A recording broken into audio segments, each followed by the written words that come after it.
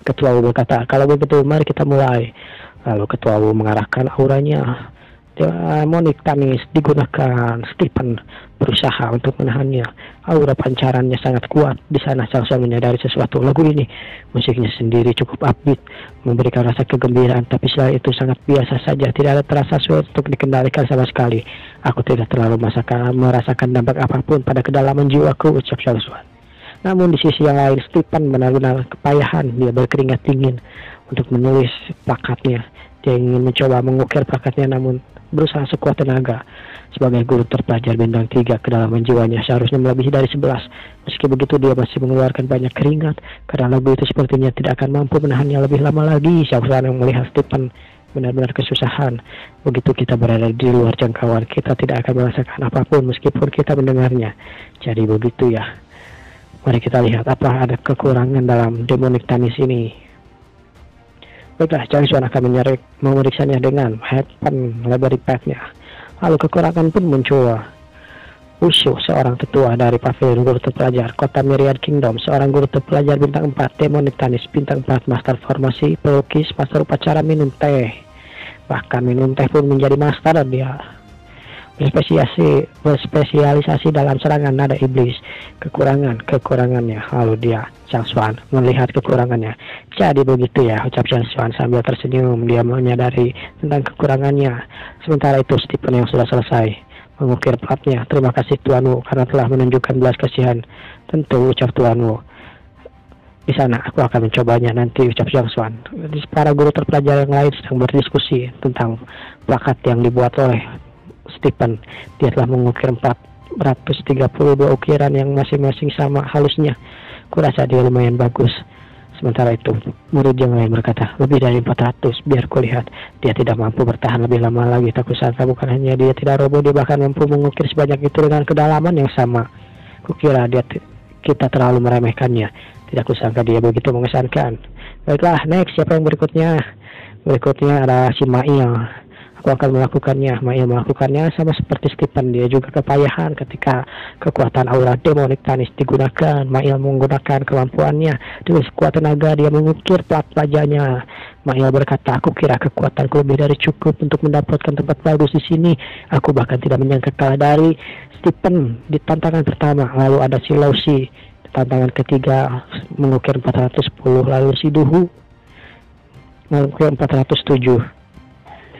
Lalu berikutnya, dan akhirnya kuda hitam. Ya, aku tidak terlalu suka Tuan Feng. Begitu mengesankan dia menang melawan Tuan Fu. Ini tidak sebenarnya yang kuharapkan.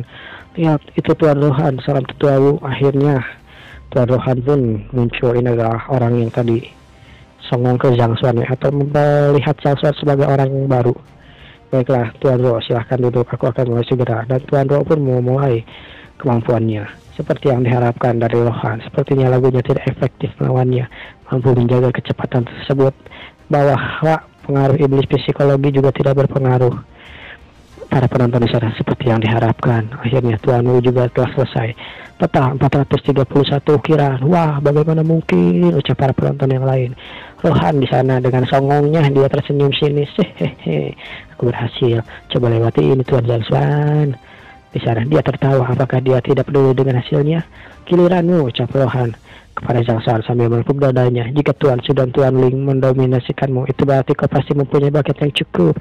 Bagi orang yang semudamu, seberapa mengesankan kau ini. Biar kulihat, aku bahkan khawatir kau tidak akan mampu bertahan hingga lagunya berakhir.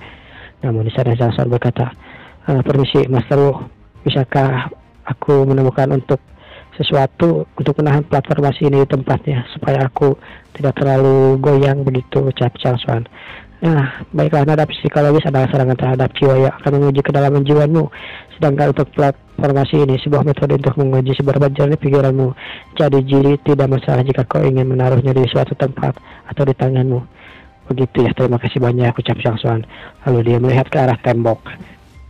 Yang lain kebingungan apa yang dilakukannya dengan tembok.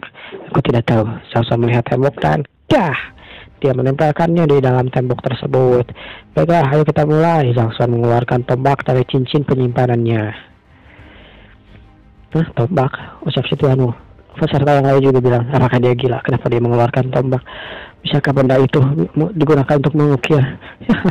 Di sana juga Mehmet berkata, apakah benar-benar dapat mengatakan bahwa Tuan Zhang ini benar-benar ajaib? Sementara Tuan Wu berkata, mengukir dengan tombak. Apa yang dilakukan? Apa ini serius? Ya, aku tidak terbiasa dengan pisau ukir, jadi aku akan menggunakan tombak saja. Peserta yang lain berkata, kau sudah tahu bahwa ini tidak sehat, bukan? Dia sudah lebih gila dari yang kupikirkan. Ini sudah keterlaluan. Mengukir dengan tombak. Apakah dia harus melakukan sebanyak ini? Apa kau mencoba untuk menyembunyikannya? Bukankah dia harusnya untuk tidak meninggikan hati? Aku sudah bilang untuk rendah hati saja, tapi kenapa malah jadi seperti ini? Ucap Tuan Su dan Tuan Ling.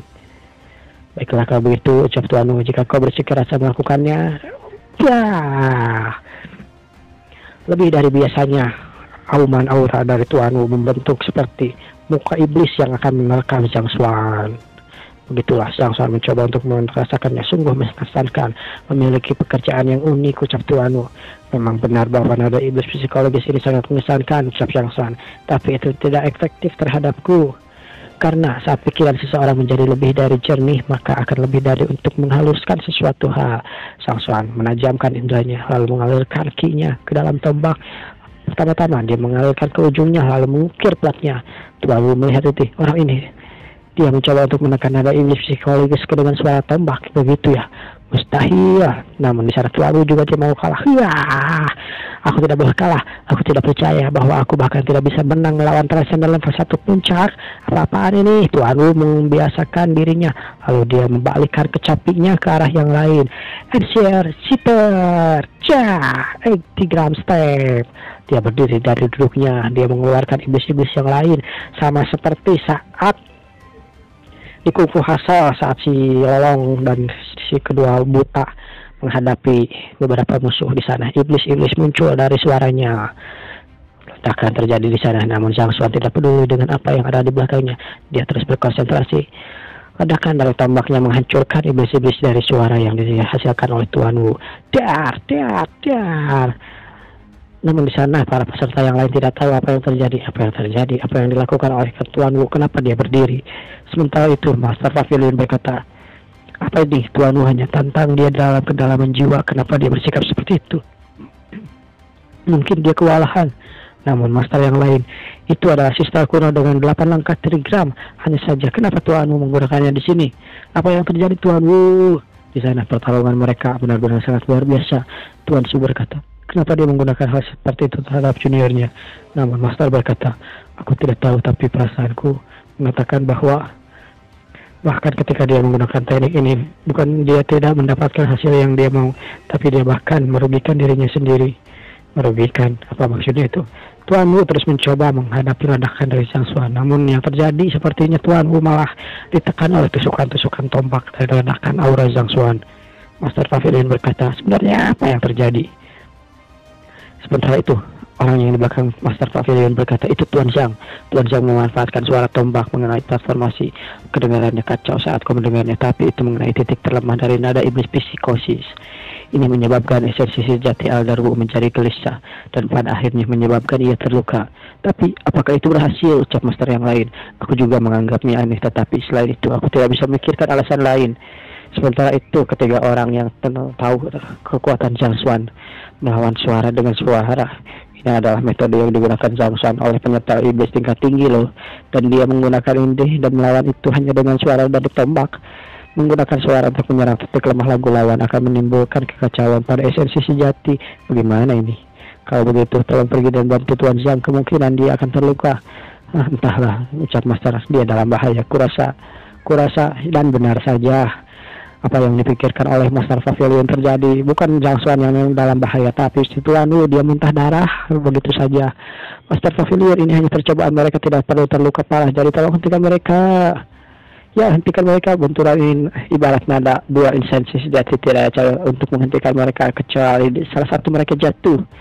Murid-murid yang lain berkata, ini ujian kedalaman jiwa. Kenapa berubah menjadi benturan nada? Iya. Bisakah kita menganggap ini sebagai transformasi ukiran? Pasti orang ini mempunyai jenis musik yang aneh. Tapi suara, siapa yang tidak peduli jika mampu menekannya? Tantangan ini untuk menguji kedalaman jiwa kita, yaitu menguji kualitas kuantitas, lalu ukiran dalam satu nada.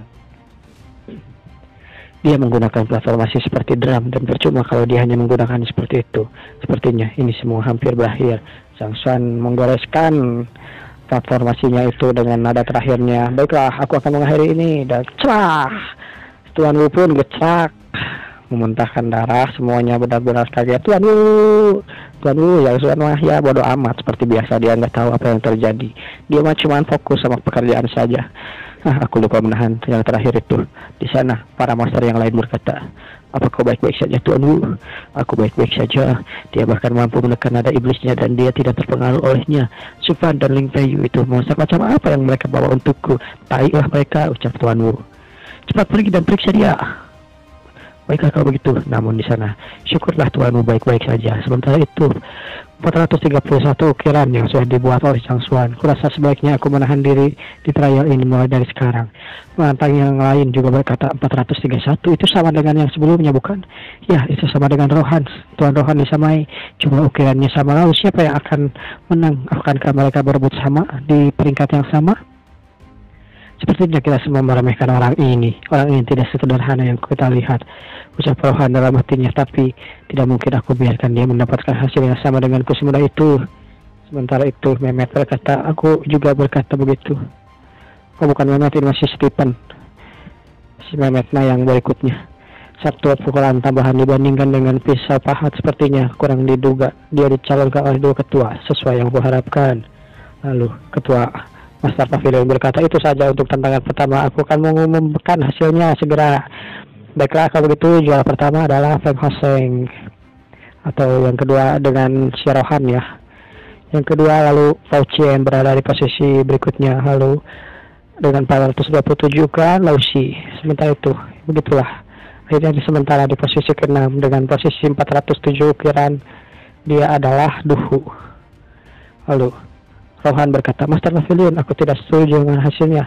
Sebelum tendangan pertama dimulai, Ketua U menyebutkan bahwa siapapun yang mampu mengukir ukiran paling halus dengan ukiran paling banyak di bawah nada iblis psikologis akan menjadi juara. Oke, lalu apa maksudmu? Apakah itu benar? Tapi itu memang benar bahwa syaratnya adalah halus. Benarkah itu? Ya, aku memang bilang begitu, ucap Tuan Wu.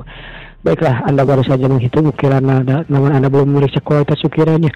Siapakah yang paling halus di antara aku dan si Zhang Xuan ini, ucap si Rohan. Baiklah kalau begitu, lalu Rohan mengeluarkan sedikit energinya. Sederhananya, aku tidak hanya membuat ukiran sederhana pada platformasi, tapi silakan lihat, dan ledakan pun terjadi. Ukiran-ukiran halus di sana. Rupanya Rohan menggunakan sebuah bunga di plat itu. Mereka pun kaget, apa itu? Itu adalah lukisan kamu ukir dan membuat lukisan di plat baja ini sungguh luar biasa. Ini adalah lukisan level 5. Penonton yang lain berkata, Tuan Rohan mampu membuat lukisan level 5 dalam kondisi seperti itu. Tidak heran dia begitu percaya diri meskipun ukurannya rendah dari guru terpelajar. Feng, itulah alasannya. Jadi begitu ya, dalam keadaan normal sudah cukup sulit untuk membuat lukisan level 5 hanya dalam 3 menit. Tapi si Rohan ini benar-benar luar biasa, ucap Ketua Master Pavilion. Lumayan. Tuan Feng hanya membuat 432 di ukiran atasnya. Alasan kenapa ukiranku lebih sedikit bukan karena aku tidak bisa membuatnya, tetapi aku menggunakan detail yang sangat detail. Aku ini seperti sangat detail lah, kurang lebih begitu. Aku telah membuat lukisan di dalamnya. Aku berharap Master Pavilion mengevaluasi kembali hasilnya.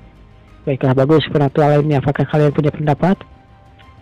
Ketua Master Pavilion berkata, Tuan Wu berkata juga menyampaikan pendapatnya. Memang benar ada satu ukiran yang lebih rendah, tetapi mampu membuat lukisan level 5 dengan ada iblis di bawah tekanannya. Itu sangat mengesankan. Sudah jelas bahwa Tuan Rohan lebih baik. Menurutku Tuan Rohan seharusnya menempati posisi pertama. Baiklah, jika tidak ada yang keberatan, izinkan aku mengumumkannya sekali lagi.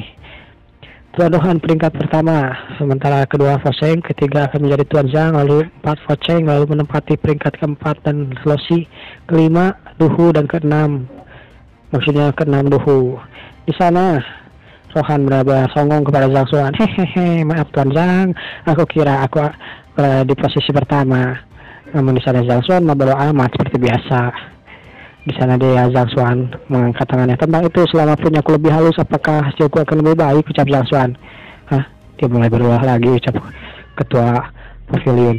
Baiklah kalau begitu, baiklah semuanya. Ini hari hampir berakhir, jadi biar langsung saja kutunjukkan. Bangunlah dan lakukan tugasmu. Zhang Xuan menggunakan dirinya dan mengalirkan energinya kepada plakat itu dan dar. Ini adalah spirit euforia. Apa ini? Ini bukan hanya lukisan, tapi membuat sebuah simbol. Ini adalah spirit euforia. Plakat itu rupanya digambar oleh Zhang Xuan menjadi spirit euforia. Tuan Wu bahkan benar-benar kaget. Ini adalah formasi pengumpulan roh bintang 4 yang hidup. Bahkan bagiku aku membutuhkan setidaknya 1 minggu untuk mengukir plakat formasi pengumpulan roh bintang 4. Dia bisa mengukirnya hanya dengan tombak itu. 3 menit setelah itu dia di bawah tekanan iblisku. Bagaimana orang ini? Sementara itu orang-orang di sana tidak mungkin sudah menjadi rahasia umum bahwa 4 formasi grade yang 3-0 hanya bisa diukur dengan formasi 3, tapi dia bisa menggunakan formasi 4 dalam level 4 ke dalam grade 3. Apa ini? Ya, membuat formasi adalah formasi yang sangat sulit. Setiap pukulan harus direncanakan dengan hati-hati tanpa kesalahan sedikit pun. Mengukirnya dengan tombak dibandingkan dengan lukisan level 5 ini, levelnya sudah beda alam. Ucap penonton yang lain, bagaimana? Benar-benar ini jauh lebih baik. Akhirnya di sana Rohan benar-benar kesal. Kupikir aku sudah cukup membesarkannya, dasar kau. Tapi di sana Zhang Xuan dengan songong dia berkata, apakah formasiku cukup rumit? Sementara itu dengan songongnya dia tertawa. Orang-orang di sebelahnya hanya, ya dia melakukannya lagi. Ucap Tuan Su dan Tuan Ling, sudah kubilang untuk merendah dan terlalu meninggi hati. Dia ini benar-benar songong di bocah. Lalu sementara itu Master Pavilion berkata, baiklah kalau begitu perayaan pertama Tuan Zhang akan menempati posisi pertama. Begitulah. Baiklah, waktunya untuk tantangan kedua, ujian kultivasi. Langsung saja, tidak perlu berlama-lama untuk menjadi guru terpelajar. Kita akan mengadakan ujian kultivasi. Sangat penting kultivasi. Mereka tidak boleh diabaikan. Mereka tidak hanya mampu memanfaatkan kurangnya keahlian, kalian bahkan akan mampu memiliki kekuatan yang cukup dengan landasan kultivasi yang kuat dan kokoh. Oleh karena itu, aku sudah berdiskusi dengan ketua lainnya. Tuan Bai akan melakukan kultivasinya sendiri untuk bertarung dengan kalian semua di bawah kultivasinya. Baiklah, dengan begitu kami tidak hanya dapat menguji kultivasi kalian juga dapat menentukan penilaian dengan pengambilan putusan. Kalian akan membantu kami menentukan kekuatan lebih baik daripada apapun. Baiklah, selain Pavilion Master Kang, tidak ada orang lain yang lebih kuat dari Tetua Bai. Dan di pertarungan yang adil, jadi aku baik-baik dengan cara mengajarkan kalian. Tuan Bai, silahkan. Kalau begitu, aku serahkan padamu Tuan Bai. Apa kalian setuju? Baiklah, kami tidak masalah. Yang lain juga berkata, kami juga setuju, tidak masalah. Tuan Bai pun langsung hadir. Tuan Bai yang seorang rockstar ini dengan baju lekbong, namun cabang-camping, namun juga di dalamnya menggunakan kostum murim seperti biasa. Tuan Bai berkata, jangan khawatir, aku akan menahan diri namun aku tidak akan berbelas kasihan pada kalian. Cobalah bertahan selama kalian bisa. Aku Bai Heng bersedia menjamin dengan martabatku sebagai guru terpelajar bahwa aku tidak akan pilih kasih selama tantangan ini. Dar, ledakan asap terjadi. Nantinya kalian semua boleh melawanku dengan senjata, tangan kosong ataupun apapun kalian suka. Silahkan saja pilih. Dan tangan akan dilakukan dalam formasi yang akan dibuat. Tuan Wu, tolong atur tantangannya. Si Tuan Wu rupanya bisa melakukan formasi juga. Dia menggunakan plat lalu mengukir sebuah formasi dan akhirnya sebuah arena ditutupi oleh formasi supaya tidak terjadi hal yang tidak diinginkan. Baiklah, siapa yang akan maju pertama? Berkata seperti itu. Baiklah, aku akan menunggu di dalam. Baiklah, langsung Rohan berkata, aku akan langsung saja maju pertama. Aku harus memenangkan tantangan ini. Aku mungkin tidak bisa bersaing dengan Feng Moseng dan Tuan Rohan dalam kedalaman jiwa, tetapi aku yakin kekuatanku tidak akan kalah dari siapapun. Itulah yang diucapkannya. Dan begitulah mereka pun langsung bertarung di dalam. Orang-orang di sana benar-benar heran dengan kekuatan yang terjadi. Wah, lihat, dia sudah melakukan 1 pukulan, 2 pukulan, lalu itu yang dilakukannya. Aku penasaran berapa putaran yang dia bisa lalui. Akhirnya dia keluar. Dia menggunakan semua trik yang aku miliki, menggunakan semua kartu as yang kupunya. Aku hanya mampu bertahan selama 20 putaran. Tapi 31 ronde aku tidak bisa mendapat tempat pertama. Setidaknya aku bisa mengamankan 2 tempat pertama. Akhirnya Rohan juga di sana berkata, dia kuat. Dia baru saja dikalahkan sebelumnya, tapi kini dia semangatnya sudah kembali lagi. Maka kalau begitu, Tuan Rohan, waktunya menunjukkan kemampuanmu, ucap orang itu yang baru saja kembali dari tantangannya.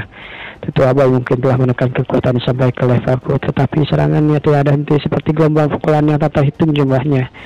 Baiklah, Stephen berkata, aku berikutnya, ucap Stephen.